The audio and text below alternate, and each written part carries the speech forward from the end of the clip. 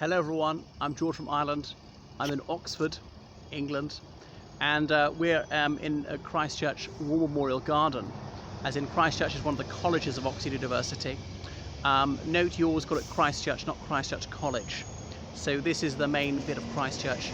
Now Oxford University is divided into 39 colleges. It's a sort of a federal system. Most universities around the world have no equivalent to this, but in every college you can do most subjects, right? It's doing English, maths, French, history, medicine, law, whatever. In most of them, some colleges don't do a particular subject. All the colleges are mixed now, and anything else? Oh yes, a couple of them are for postgraduates only. Most colleges are for both undergraduates and postgraduates. And then you see here, up high on the gate, you see the green shield and the cardinal's hat, as in a cardinal of the Catholic Church, because Thomas Cardinal Wolsey founded this in the early 16th century, this college. And I'm getting a whiff of the flowers they have here. They actually don't look resplendent, but the fragrance is most pleasing. Anyway, that's the music department of the musical museum there for the whole university. So it doesn't matter which college you go to, you'll do the same lectures, you'll do the same exams, so it doesn't make that much of a difference which college you go to. Some of them thought to be better than others, have better facilities, better location in the city centre, the edge of the city, different sports facilities. They compete against each other in sports, for instance. Anyway, Christchurch has a cathedral as its college chapel, and Christchurch Cathedral is the smallest cathedral in England. So St. Fridswide was the daughter of a local king in the Dark Ages. Wow, and well, this little mill stream is a bit stagnant. But anyway, the legend goes that she wanted to become a nun, devote herself to a life of contemplation, chastity and prayer. However, another local ruler, because England was divided into several kingdoms back then, he had the hots for her, and he wished her hand in marriage. I think it wasn't just her hand that he was interested in, but anyway, she had no wish to marry him, so he pursued her, and he was lascivious. So she fled to Oxford, and she hid in the rushes around Oxford, and there's some image of her face, partly obscured by leaves and rushes.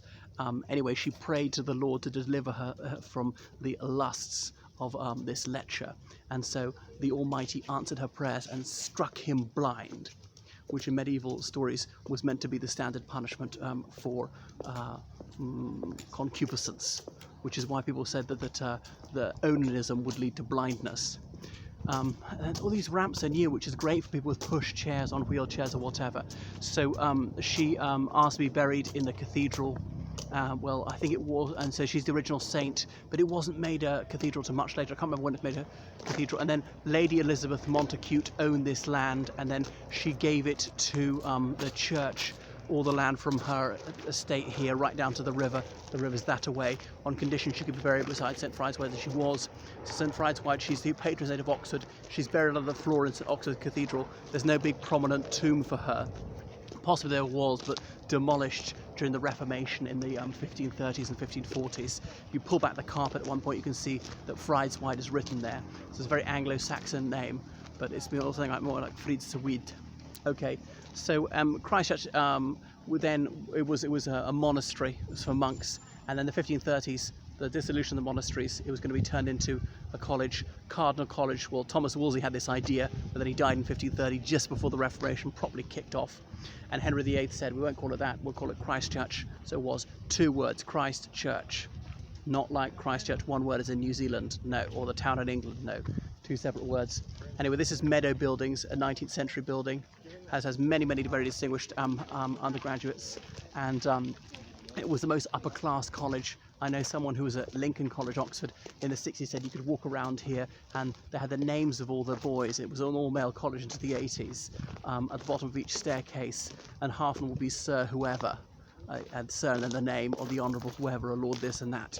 But those days are long over, and certainly since my time it was desperate to shake off its image. Anyway, what a fabulous building that is. Now, every college at Oxford University has someone who's in charge of it. And the generic term is head of house. So depending on the college, there's a different title. It could be principal, president, master, warden. In my college, it was master. In this one, it's dean. Uniquely for Christchurch, it's the dean of Christchurch is the person that's in charge. In most colleges, the dean is the person in charge of discipline, but not here. So anyway, this is called Broad Walk. You can guess why it's called Broad Walk.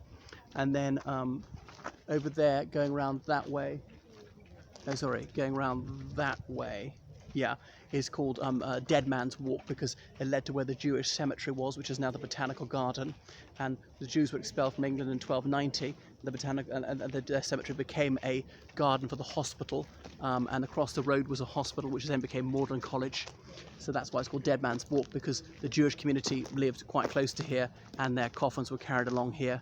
Then there's Long Walk, which leads down to the River Thames.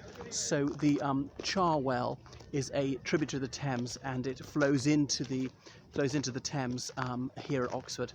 So the confluence is here. Remember, the Thames, as it flows through Oxford, is known as the Isis. Everywhere else, the Thames, from its start in Cirencester to where it flows out to the North Sea, is the Thames, but just this little section a few miles in Oxford called the Isis. And look, they've done it in a, well, kind of a neo-medieval style with that thatched roof. And their cattle on Christchurch Meadow, that field you saw, that's Christchurch Meadow. Of course, because it was a floodplain, that's why they didn't plant any crops there. A grassy field with few trees or bushes, and they never cultivated anything. Culturing crops there be unwise, because, as I say, it was liable to inundations. And when I was first down here, there was a little shed with Archimedes, the bull. Christchurch had its own bull to serve the cows from time to time. Now, as I said, that's a visitor centre. That's quite new. I'd never seen that before. So the deanery, that's where the Dean of Christchurch lives. Yeah, so it's got two purposes, Christchurch. It's a college and it's a cathedral. It's got two towers. Tom Tower, as in honour of Thomas Cardinal Wolsey, who conceived the idea of a college here. I can't remember what the other tower's called. So the bell rings there, and yeah, Christchurch time is 5 minutes later than everybody else's time, if I got that right. And I don't remember the curious story behind that. And when the bell rings, it rings a certain number of times. It's not the number for the hours, it's for the number of fellows of the college at its original foundation. So one of these many quirky things. Anyway, that's just enough about Christchurch Meadow and the War Memorial Gardens. Toodle pip.